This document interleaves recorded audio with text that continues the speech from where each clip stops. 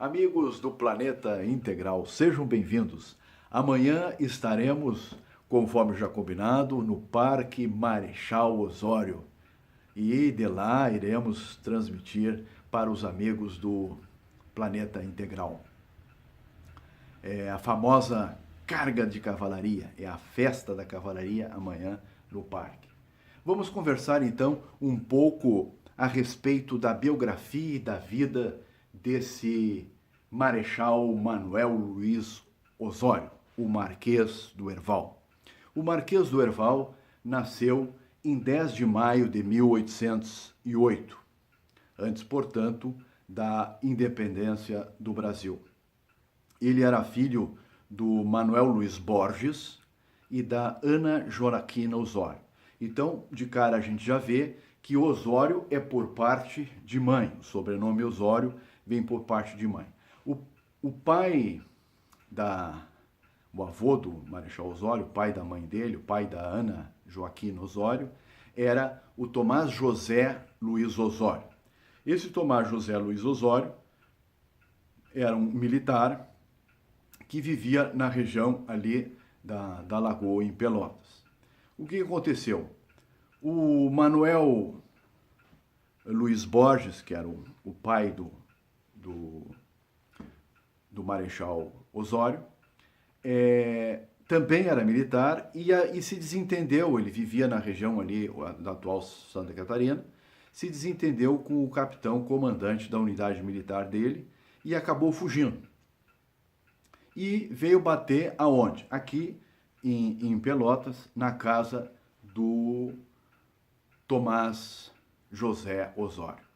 O Tomás José Osório recebeu muito bem, se afeiçoou com ele, e a filha do Tomás, a Ana Joaquina, acabou se enamorando do Manuel Luiz Borges, casaram, e desse casamento nasceu então o Manuel Luiz Osório. Esse Tomás José Borges tinha um irmão, importante a gente falar isso para não haver confusão. Tinha um irmão cujo nome era Tomás Luiz Osório, Coronel Tomás Luiz Osório. Esse Coronel Luiz Osório foi comandante do Forte de Santa Teresa, né, em 1763, e inclusive capitulou e entregou o forte para o Pedro Cevallos, que era o comandante das tropas espanholas, né, pertencentes ao vice-reino, pertencente ao Império, ao Reino da Espanha. Né? O que acontece? Por causa disso, o Rio Grande do Sul ficou de 1763 a 1776 tomado, né, pelas tropas de Pedro Cevallos, né, e ocupado pelos espanhóis. Ele sofreu, inclusive, um processo, a chamada devassa. Esses documentos dessa devassa existem lá na biblioteca de Rio Grande, da cidade de Rio Grande. Eu já pesquisei bastante em cima desses documentos. E com esse processo, o coronel Tomás Luiz Osório, tio-avô do Marechal Osório, acabou sendo condenado e enforcado em Lisboa. Depois, inclusive, o Fernando Osório, lá de Pelotas, pesquisou a respeito da vida dele e tal, e tentou mostrar a situação em que o coronel Tomás Luiz Osório se encontrava lá no Forte de Santa Teresa e que ele não tinha tido tanta culpa assim na entrega do forte. Mas isso é um outro assunto. Então, voltando, ele era filho do Manuel Luiz Borges e da Ana Joaquina Osório. Ele se criou na fazenda do avô materno, portanto, né, o Tomás José Osório, e ali ele aprendeu, em casa mesmo, a ler, escrever, e toda a lida de campo, e principalmente a arte equestre. Era um exímio cavaleiro, até por isso que ele é o patrono da arma de cavalaria do exército brasileiro.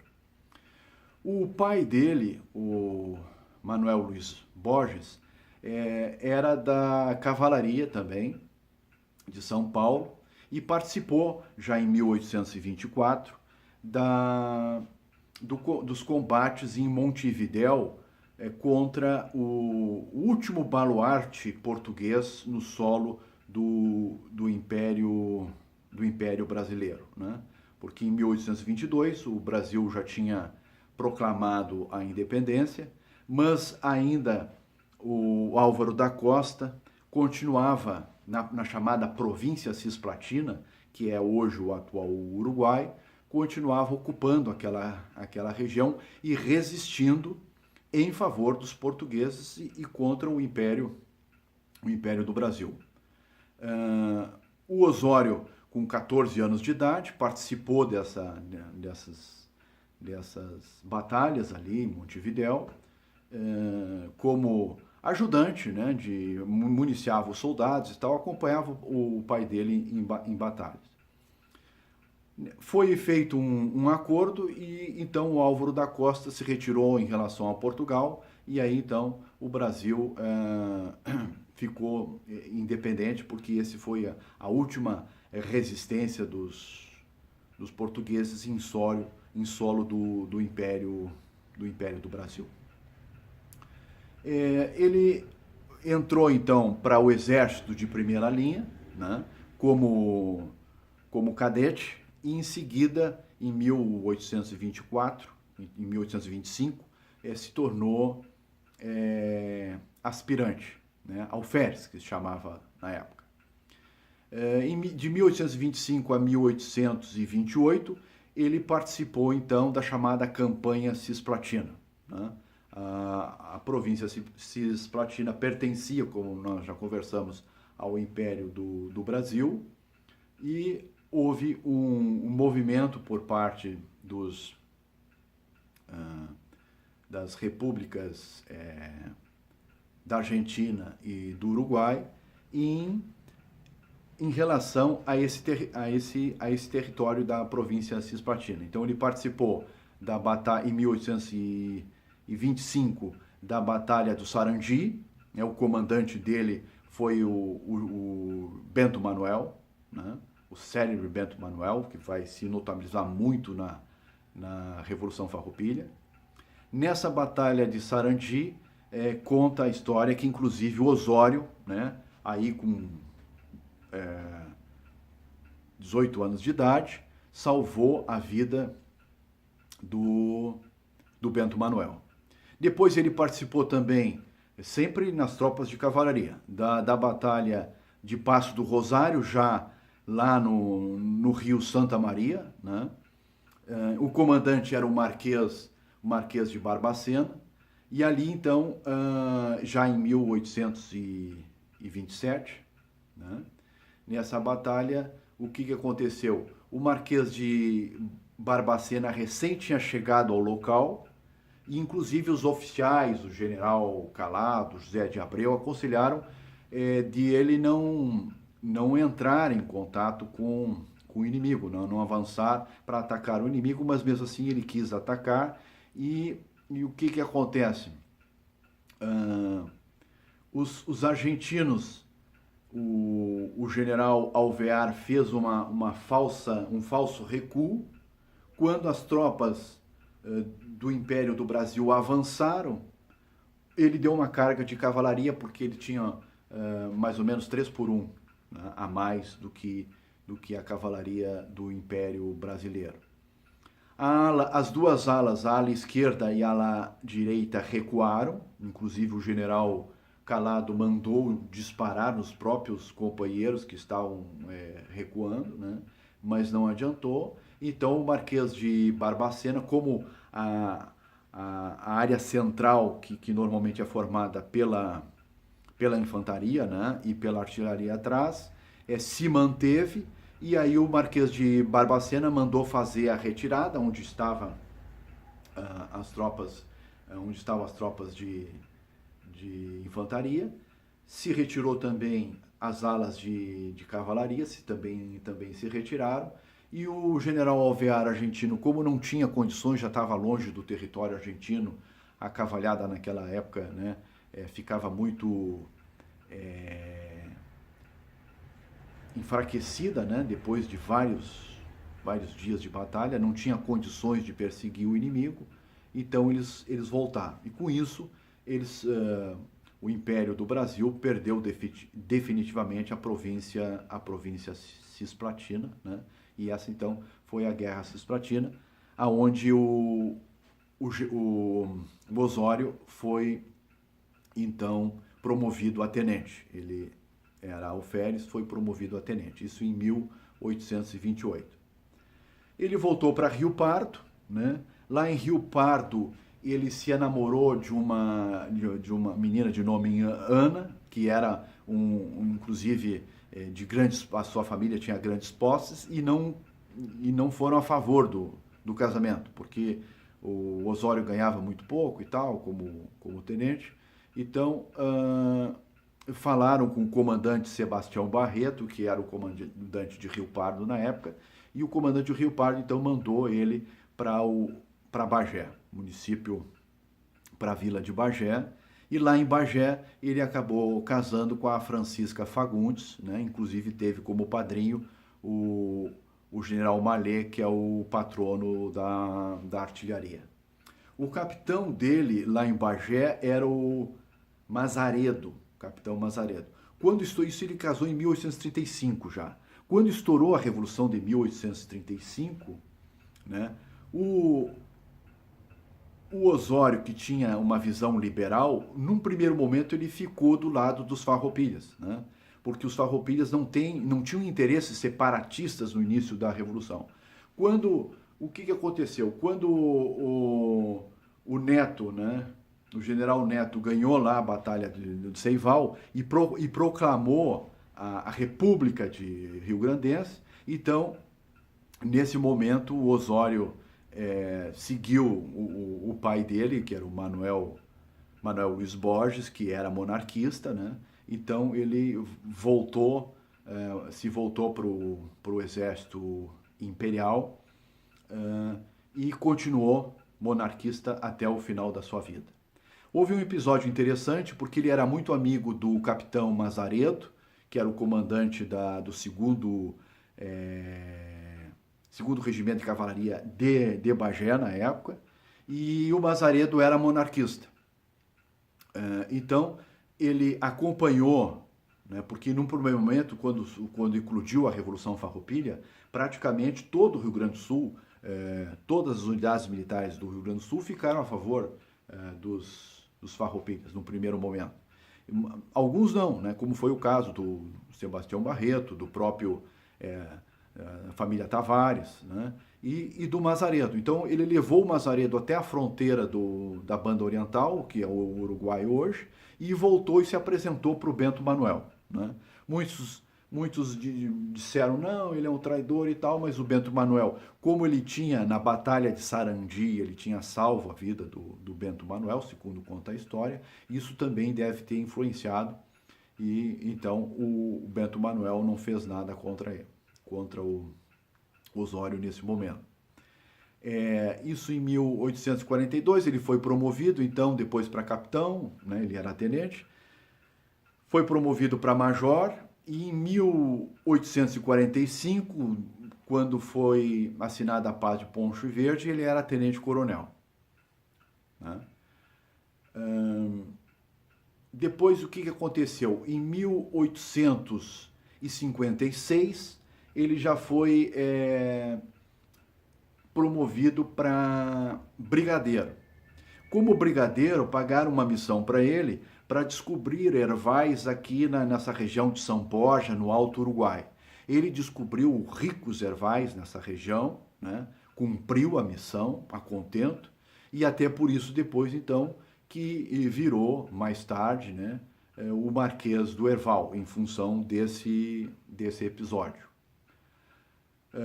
Isso em 1856. Em 1864, né, 1864, ele foi apoiar o governo do presidente, 1864, presidente do Uruguai, né, que era o Venâncio Flores, né? era um Venâncio Flores, era um colorado, né? E eles tinham um interesse, o governo, o Império Brasileiro, tinha um interesse em manter um governo colorado em Montevidéu, no Uruguai.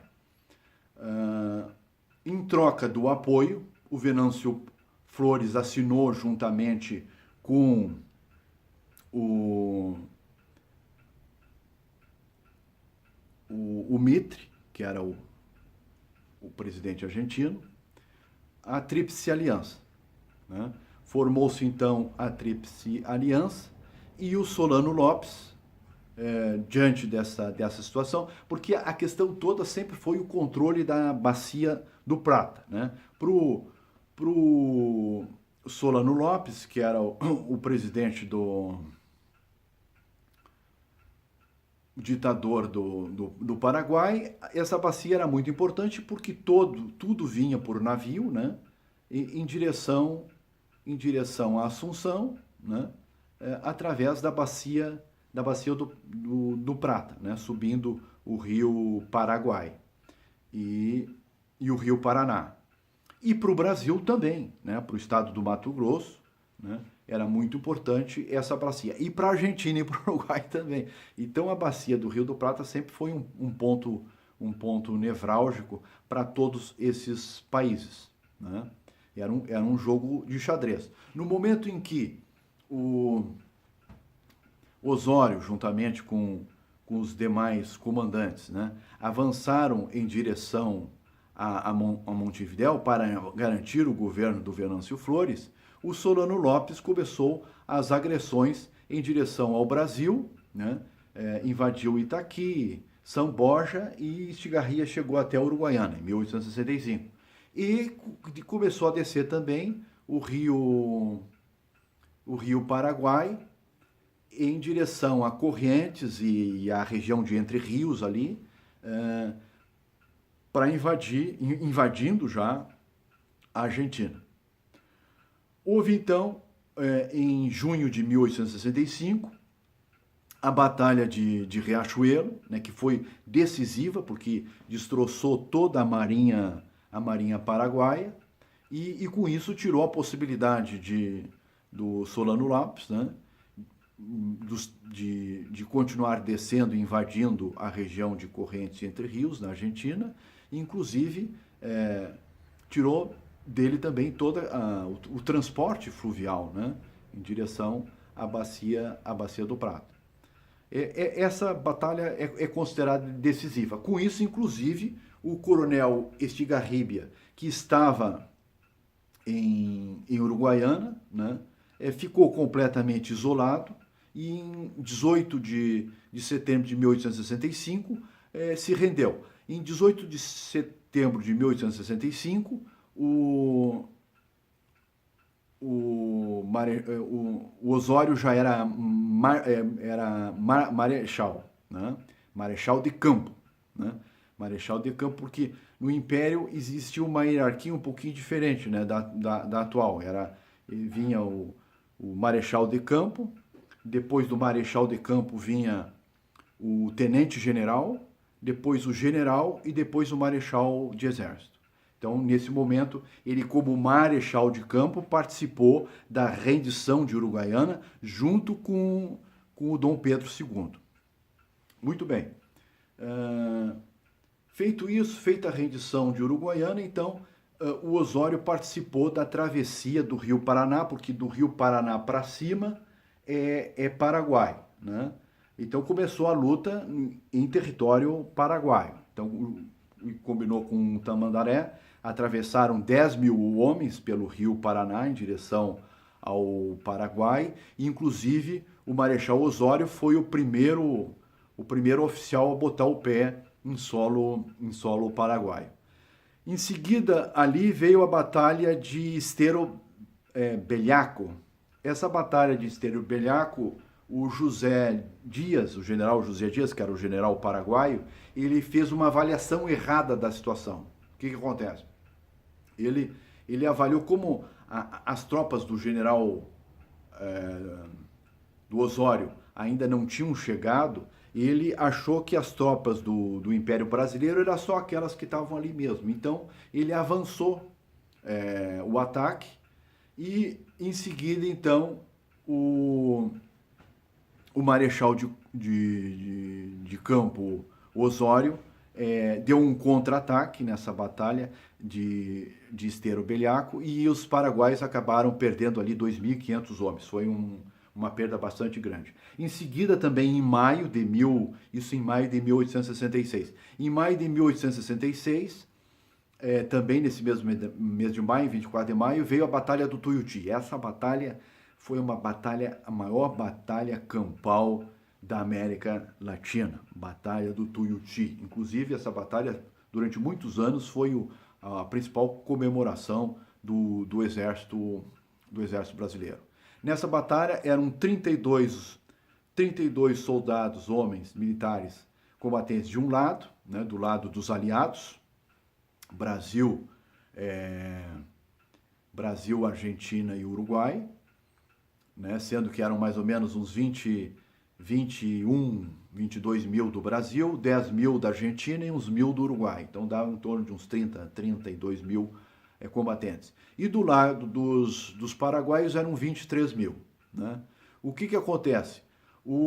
De novo, o general José Dias, por pressão do próprio Solano Lopes, acabou antecipando o ataque. Então, ao invés de os brasileiros, ao invés de os brasileiros atacarem, foram os paraguaios que atacaram os brasileiros e os brasileiros então estavam numa posição entrincheirada. Então, além de estarem numa posição entrincheirada, eles tinham um apoio de artilharia pela posição que eles estavam, que os paraguaios não tinham, e o armamento dos brasileiros era maior e tinham mais homens. Então, foi uma batalha bem decisiva. Os paraguaios perderam 10 mil combatentes nessa batalha e os aliados perderam em torno de 4 mil homens, entre mortos e feridos. O Marechal Osório foi muito ferido nessa batalha de 1866, então ele voltou para o Rio Grande do Sul. Né? Ele estava também um pouco descontente, porque a tropa ficou imobilizada por muito tempo. Né? Em 1867, ele volta para o campo de batalha. O Duque de Caxias, nessa época, já estava no controle das ações e junto com o general argentino Mitre. Aí, em 1867, ele voltou. Em 1868, ele participa das batalhas do Havaí, né, e do Itororó. Na Batalha do Havaí, ele é ferido na mandíbula do lado esquerdo, ele é ferido novamente, isso em 1868. Então ele volta para o Brasil e acaba não participando da ocupação de Assunção, que se deu em janeiro de 1969. Né? Quando o Conde D assumiu o comando de tudo, então, já no final da guerra, chamada Campanha da Cordilheira, ele convidou para que o Osório voltasse. O Osório voltou, né? Ele já tinha sido nomeado nessa época tenente-general, que era o penúltimo grau da hierarquia do Império. Acima só vinha o general e depois o marechal. Ele voltou em junho de 69, mas aí em novembro de 69, já muito adoentado, acabou voltando para o Rio Grande do Sul. Terminada a Guerra do Paraguai, então em 1871, o Floriano Peixoto entrega para o Marechal Osório, né, que era tenente-general na época, entrega a espada, a famosa espada cinzelada a ouro, cravejada de brilhantes, né, onde consta na lâmina todas as batalhas de que o Marechal Osório participou, né? Essa espada, até a última informação que eu tenho é que ela continua lá em Petrópolis, né? No Museu Imperial. Em 1877, ele foi nomeado senador pela princesa Isabel, né? Senador do Império pela província de São Pedro. Nesse mesmo ano, então, de 1877, ele vai para o posto de marechal de exército. Logo em seguida, ele já estava adoentado, e assim, em 4 de outubro de 1879, ele vem a falecer de pneumonia. Então, é uma biografia riquíssima, né? E sempre foi um exímio cavaleiro, né? Que gostava de mostrar para os seus comandados, o exemplo que os seus comandados mais gostavam é que ele sempre estava à frente no campo de batalhas, não por menos que ele foi ferido várias vezes, né? E é por isso que ele é o patrono da arma de cavalaria do Exército Brasileiro. Esse é o nosso Manuel Luiz Osório, o famoso Marquês de Herval.